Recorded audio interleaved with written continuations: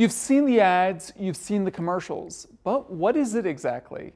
Well, we were recently granted an exclusive interview to learn about the production and more. Let's take a look.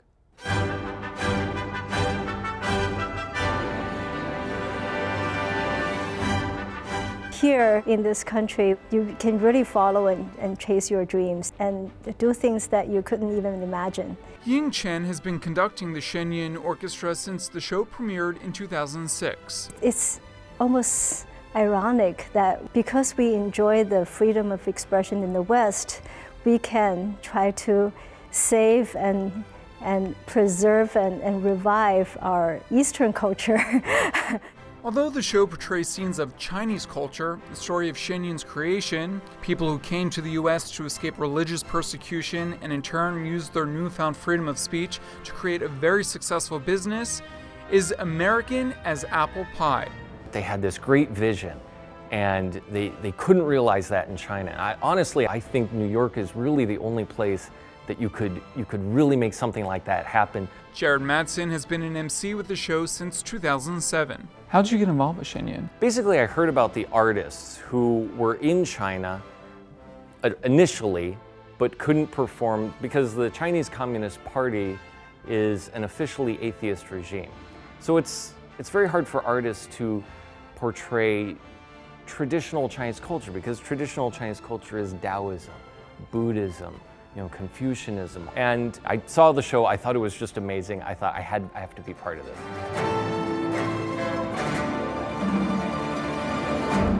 The company, which started presenting shows in 2006, is based out of Orange County, New York.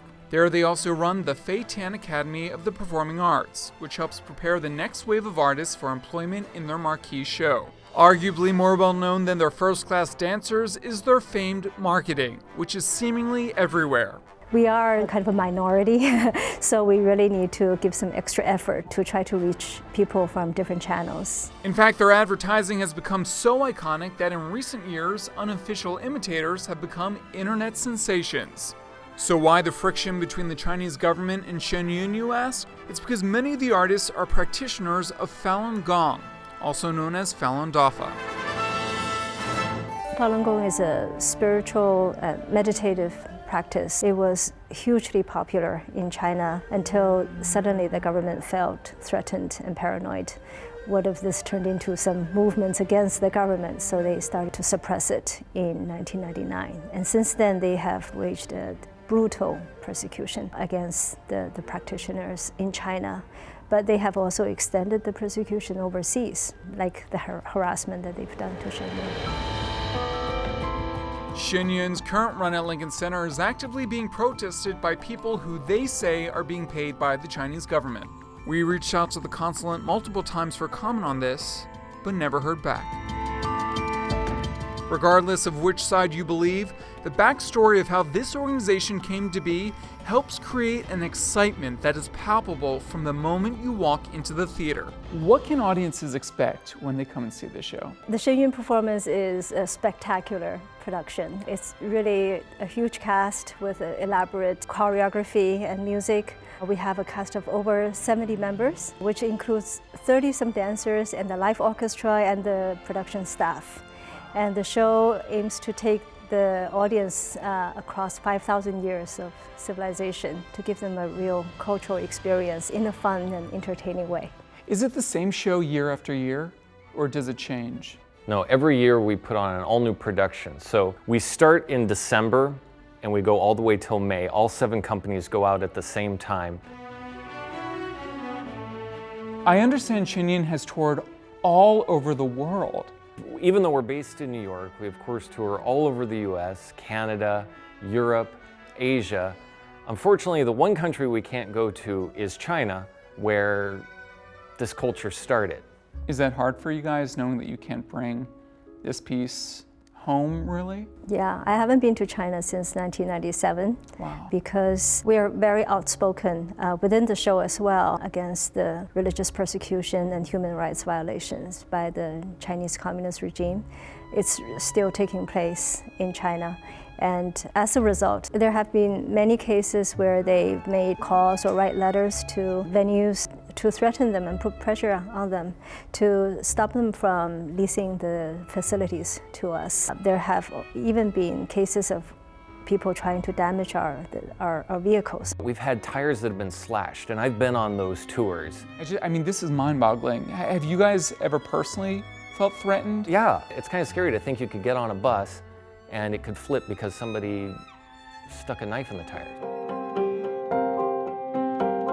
In 1999, the New York Times began reporting that the Chinese government had started arresting Falun Gong practitioners and was sending them to forced labor camps.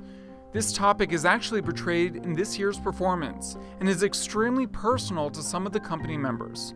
My brother, when he was still in China, he was taken in the middle of the night into a labor camp, and he was tortured severely to force him to give up his beliefs.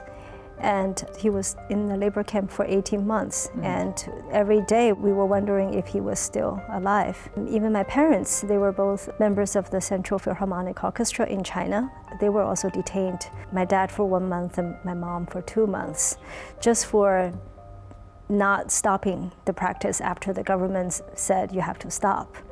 So it's really real. You know, you don't hear it much from the media for a variety of reasons, but we feel the pain, you know. I have so many friends and people that I know that have undergone all kinds of terrible, tragedies. In 2001, the Times reported about the amount of people who were mysteriously dying in these camps. Soon after, independent reports began shining a light on the nefarious cause of these deaths. They're basically taking organ from live people, healthy live people, so that they can make money off of it. Cornea, lungs, it's unimaginable. I can't even talk about it. I mean, is it scary touring sometimes? It takes courage. It takes courage to do what we do. So from day one, we knew what we were getting into. To do this, there is a cost, but we think it's important enough. I feel that we are almost the voice, or a voice, for these 100 million people in China. If we can't accomplish this, I would fear that many of these gems of Chinese culture would be lost.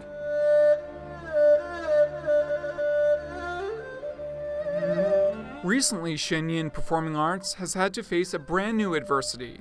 People across the country have been falsely accusing them of being responsible for the spread of the coronavirus. There have been some rumors circulating in certain social media about how our performers may pose a health risk, but I really don't think that needs to be a concern. Like we were saying, we are banned in China. We haven't even been to China for so many years, and we are not from China. We are from New York. We're based in New York, so I think it would be a silly concern. What has being a part of Shen Yun meant to you personally? Oh, I think it's been an honor.